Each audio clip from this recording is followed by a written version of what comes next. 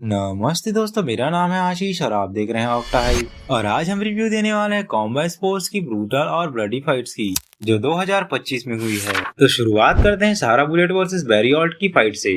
Fight से तो पहले ऐसा लग रहा था कि ये नॉर्मल फाइट होने वाली है, और फाइट के पहले राउंड में ऐसा हो भी रहा था।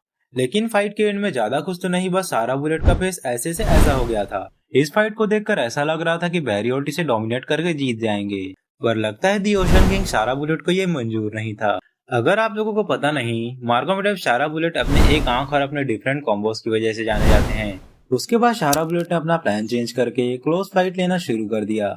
उन्होंने अपनी बेस्ट किक की जगह एल्बो और नी पे फोकस किया, और क्लोज रेंज में आकर एल्बो और नी मार मार कर बैरी ओल्ट को इतना थका दिया कि वह भागने लगे। और फिर लास्ट राउंड में अपने सुपर किक और पंचेस की कॉम्बोस से डिसीजन से विक्ट्री हासिल की। अब बात करते हैं हमारे सेकेंड फाइट के बारे में। दोनों फाइटर्स पहले ही राउंड में एक दूसरे के ऊपर एग्रेसिव अटैक कर रहे थे। मानो ऐसा लग रहा था कि ये लास्ट राउंड है या कोई पर्सनल दुश्मनी। पहले राउंड के बाद दोनों फाइटर्स के फेस में बीटिंग स्टार्ट हो गई थी। अब मुझे लग रहा था कि ये दोनों सेकंड राउंड में स्मार्ट तरीके से अपनी एनर्जी बचाकर फाइट करेंगे, लेकिन इन्होंने मेरी सोच की रत्ती भर भी कदर नहीं की और फिर से वही मौत का खेल शुरू कर दिया।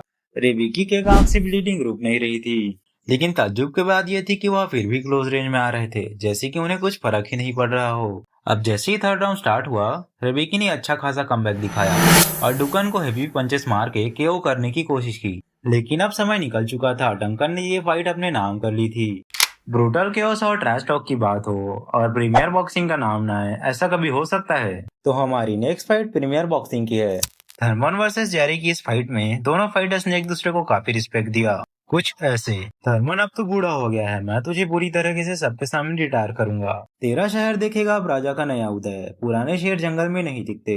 थर्मन ने उसका जवाब बड़े ही ठंडे दिमाग से दिया। मुझे फर्क नहीं पड़ता, मैं तुझे केओ करूंगा और तुझे एक शॉपिंग बैग की तरह ऑस्ट्रेलिया के क्राउड को ले जाना पड़ेगा। अब जैसे ही फाइट स्टार्ट होने वाली थी, हमारे बड़बोड़े राजा मतलब जारविस कुछ न कुछ बड़बड़ा रहे थे। एक टाइम पे तो जारविस की स्पीड देखकर मैं भी डर गया था, लेकिन थर्मन ने इसका फायदा उठाया। उसने 2 राउंड तक जारविस को थकाया और उसके पंचेस को डिफेंड करता रहा, और तीसरे राउंड के कुछ आखिरी मिनटों में जारविस को पावरफुल जैब मारकर नीचे गिरा दिया। जारविस ने फिर से उठने की कोशिश की, लेकिन थर्मन ने समय ना बर्बाद करते हुए फिर से 3 हैवी जैब्स के कॉम्बोस मार के उसे सुला दिया। आज के लिए सिर्फ इतना ही। ऐसे ही रिलेटेड हिंदी कंटेंट एंजॉय करने के लिए मेरे चैनल को सब्सक्राइब करें। अब मिलते हैं किसी नेक्स्ट वीडियो में, तब तक के लिए बाय बाय।